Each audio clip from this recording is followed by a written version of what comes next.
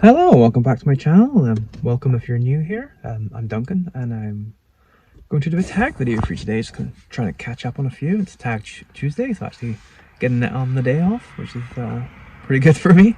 But today I'm doing the philosophy of a reader tag, created by Brandon at Brandon's Bookshelf, and I believe I was tagged by Sean the Bookmaniac, which is very sweet of Sean.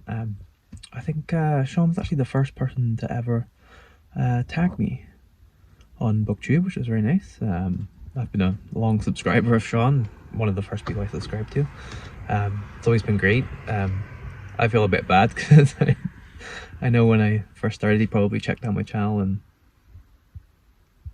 maybe got a little bit excited that I was making BookTube videos, because I often comment on his channel, and the excitement probably went away very quickly when he realized I was a genre reader. But it's all good. It's all good. I still like Sean, and I get tons of great book recommendations from him. So you should always watch Sean videos, and he is just one of the most entertaining people on BookTube anyway. So yeah, head on over. But get started on this tag. Question 1 is, what's most important, a good character, plot, or message? Well, I like all three, and I can leave all three too. I would really actually say the most important thing for me is execution. It doesn't matter if you've got a great characters, amazing plot, or a really sound good message. If you can't execute that, at the end of the day, books are about ideas and about communication, and if you can't communicate, you can't get over your ideas and your characters and your plots over in an adequate way to the reader that engages them, then it doesn't, then that's, if you can't do that, then it doesn't really matter how good of an idea or a characters or plot you have anyway. Number 2, should one read books about ideas or opinions they disagree with? Yes, if you want to. I totally understand when people don't really want to be challenged, don't really want to look on the other side. I do actually understand that, especially if you're quite kind of sure in your ideas and your opinions, and that still be valid. But for me, I do like to kind of read and watch. I watch Fox News every so often, and all that kind of stuff. I tend to check in on Ben Shapiro and see what he's doing. Usually something completely ridiculous, but it's always good to kind of see, just even if it's just for laughs or just for but yeah, I do tend to like to see the other side's opinions, and then I also like to kind of read in the middle too, and just see what's going on. Very rarely change my mind, but sometimes you can kind of see. It's not always about being open-minded to change, but it sometimes it's just about understanding other people, and a lot of the time people's views, you can kind of understand why they have those views, and I think that's more important necessarily than just kind of ignoring their views, because they're not your views, I think. And that's basically it, just kind of understanding people. Number 3, as tech advances, what do you think will be the role of books? I mean, if we're talking solely physical books, then I think they're gonna they're not gonna disappear, but they're gonna be, I think they're gonna slim down a bit. I think ebooks are gonna slowly kind of be more and more common, and especially if you're a student, or say like anyone that needs to read a lot. I think the ebooks have really been fantastic for that. I know a lot of the book prizes The judges, I know a lot of them love the ebooks now because they just need their device, and they can read like the entire shortlist, a long list. It could be like 12 to 20 books, so it's a lot easier than lugging them all around. They're still going to need to be physical books, especially for things like art books. I think some of the more niche things I think still need to be, and I think there's obviously still people still really love physical books. And I think there's definitely special editions and stuff. There's definitely going to be room for that. I think maybe just more of a niche. Maybe the mass market paperback's probably going to disappear in the next 10 years, or at least close to, because I think anyone that's gonna buy a mass market paperback is like, you probably, if you're someone who buys them regularly, you're probably just better off for the same amount of money or less to get to have an e-reader and ebook, because mass market paperbacks don't tend to last that long anyway. So there's not even the kind of the matter of posterity. Sorry. So yeah, I think it's just there's gonna be a happy medium where ebooks and physical books are just gonna coexist together, and it's just gonna be a happy medium in between. Number 4, how important are summaries, review, and art in your book choosing? Well, I mean, I'm a big reader of pulp novels and that kind of stuff, so I do love graphic design, so art's quite important. I do tend to like the more painted covers. I kind of like anything that's art deco-y. I really like it when if there's a like a history book on the Soviet era, if they use Soviet propaganda kind of posters. I love that aesthetic. Generally, kind of any propaganda poster tends to really do it for me. There's just something that I just think is very, very well done, very amazing in a lot of propaganda. But the communist and Soviet propaganda tends to work a little bit better for me. A lot of the propaganda and graffiti from the Spanish Civil Wars is also really pleasing to my eye. Other than that, I really like the painted, lurid kind of crime horror novels. Anything that's gonna go a bit of like more like exploitation. And obviously, when you're talking about comic books and graphic novels, it's super important. I think the art. I do read summaries if I'm out on doing some like thrifting. I'm in a charity shop, looking at the books. I'll probably, if it's something I don't really know, probably read the summary. And if I'm buying a new book, I will definitely be reading a lot of reviews. I do love to read reviews anyway, even if I'm not going to read a book. It's kind of art in itself. It's a creative process in itself, and it's actually a good review, a good piece of criticism is just it's a delight to read in itself. So yeah, I do really like to read those. Number 5, should one ever skim or scan a book? Skimming and scanning are very important skills to have. I mean, we definitely learned them in school. I'd say if you're just looking to gain some information quickly, especially for a reference, then skimming and scanning is very good. Obviously, if you're reading something critically for review and it's like a fiction novel, then you just kind of have to read it. You can't really skim and scan, but maybe once you've read it once or twice, then you're skimming and scanning for just to see some quotations and things you need. But as long as you're honest about if you've read it or if you've just scanned a bit, then that's fine. Number 6, should reading always be enjoyable? It's completely up to the reader, really. If you want it to be enjoyable, go for it. Nothing wrong with that. If you want to challenge yourself, read stuff that's a little bit more where you're kind of slogging through, or if you really want to learn learn about things that's maybe a bit more technical, it might not be that enjoyable, but it's completely up to the reader and whatever they want to get out of it. So just make sure they're behind me. Number 7, is it important to be well read? If we're talking about kind of the classic definition of well read, the Western canon, I think it's becoming less and less important.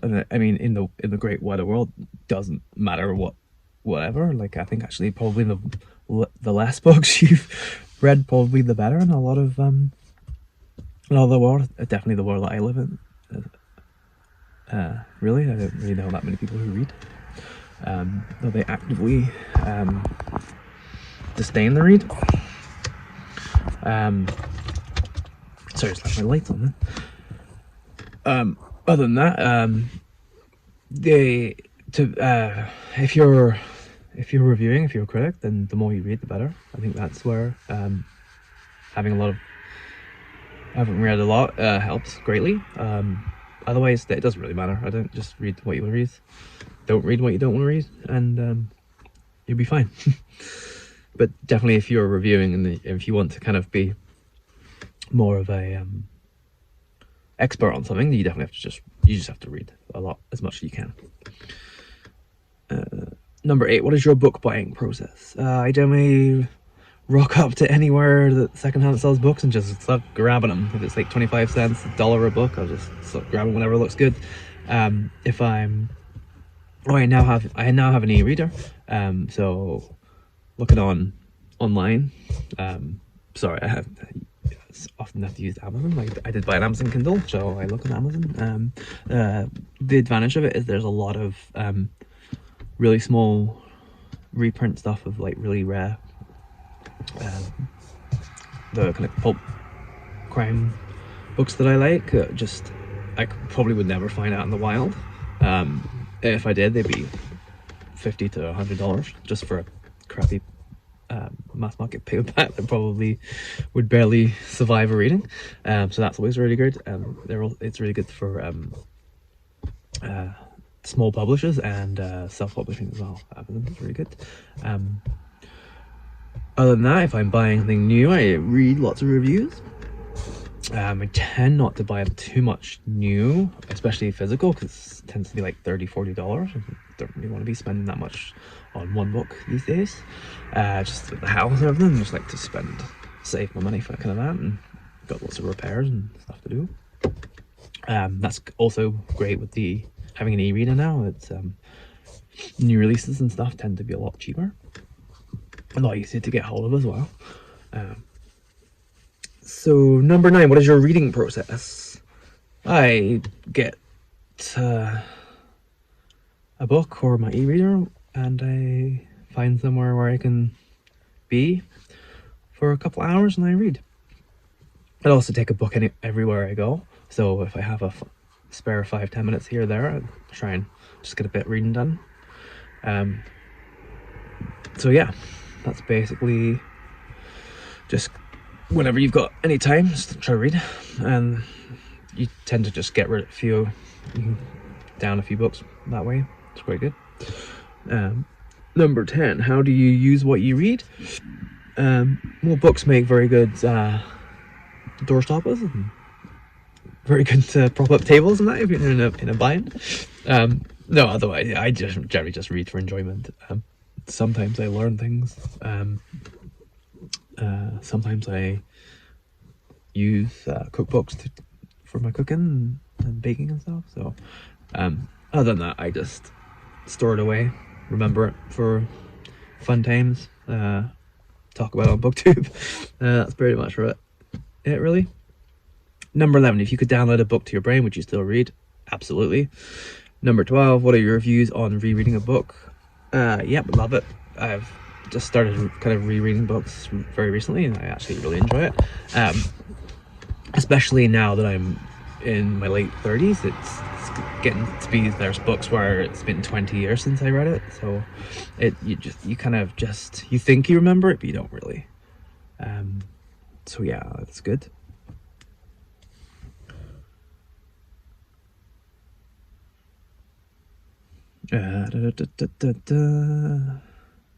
Number 13, what makes a book good?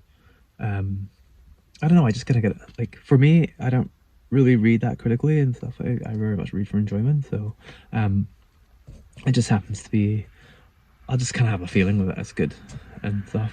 Maybe I can't really quite put my finger on it, can't really explain it very well, but you just get this little kind of snappy kind of, your synapses are just like firing off and you're just like, oh yeah, yeah, and you just tend to, for me it's like I'll just race through it as well. If I read the book really quickly, that's definitely a good book. Definitely really enjoyed it. I also have terrible taste, but I mean, I kind of know when I like a trashy book. I kind of good at knowing it's trashy, but I'll still love it. So, and to me, that's still a good book, even if it is trashy. What makes a book bad? I think rather than just like taste for what books, I think any book that is is disingenuous. I think that makes a book bad. So I think a lot of the kind of political grifter people like Ben Shapiro, Dave Rubin, and stuff, I don't believe that they necessarily believe a lot of the stuff they're saying, the views. I think a lot of it is just they know that if they say this, it will sell. So I find it very disingenuous, and I think that is what really makes a bad book. I don't really. There's lots of stuff that I generally like. I don't like, and I can see why people like it. That's fine, and I can kind of see that some things are good, some things are bad, some things are just not so good, or whatever. But I think if something is just disingenuous, I mean, and that happens a lot with novels too. Just like literary novels and stuff. You can just get very disingenuous. Yeah, so I don't like that. Number 15, how do you feel about not finishing a book? I generally can't do it. There's times where I'll step away from a book and kind of come back to it after a few months, whatever. But I read so many crime novels and just things that like you can't. It just doesn't sit with me, even if I'm not enjoying it. I still need to know what's going on. I still need to know the ending. Like when I read The Da Vinci Code by Dan Brown, I thought it's kind of a terrible book, and I kind of figured out what was going on pretty early on. But I still had to like make sure that's actually what happened, and I still had to stay with it just to get closure, if anything. And there's some books that I'm like, oh, this isn't that great, and then 3/4 of the way through, it just takes a weird turn or something, and it just suddenly it's just like, oh my god, this is amazing now. It's like, it makes sense. I see what the author was doing. Sometimes the start of the book might seem like it's bad, but it's like it's intentionally like that because there's something on later on is gonna explain all that. But you just have to go with it. And yeah, there's so many times where a book is just saved right at the end. You could also ruin a book right at the end as well, but it happens. Number 16, should the author's personal life matter at all? Not really for me. I get it. Like, if you want it to matter, that's fine. There's so many books in the world. We all have to kind of make choices about what we read and what we don't read. And if you want it to be because you don't like the person, you don't like the author, that's fair. I think it's fine as long as you don't start telling other people what to do. I think once it starts getting preachy and you start telling people they can't read it, that's where you get I think that's where you start getting problematic. There's some authors I won't read because of stuff in their personal life, but I don't tend to delve into it so much. It's more random with me, and it's quite hypocritical as well. But there's just some, and it's usually stuff that's like glaring in there, like stuff I can't avoid. I don't tend to like dig around in people's personal lives. But if it's like front page news and it's like rammed down your throat and they're pretty despicable, then it's kind of hard to ignore it, and it kind of makes you put you off reading their books. But other than that, I don't really care too much. If you could only read one genre for the rest of time, what would it be? Crime fiction, obviously. Do you ever read a book without knowing anything about it? Frequently, actually. That's one of the things I love about buying from thrift stores, is you can kind of just, especially if they're like 25 cents to $1, you can just pick so much random. I also love going to the library and just going into the stacks and just picking books at random. Obviously with COVID, I haven't done that as much in the past few years, but that's really one of the things I really love to do.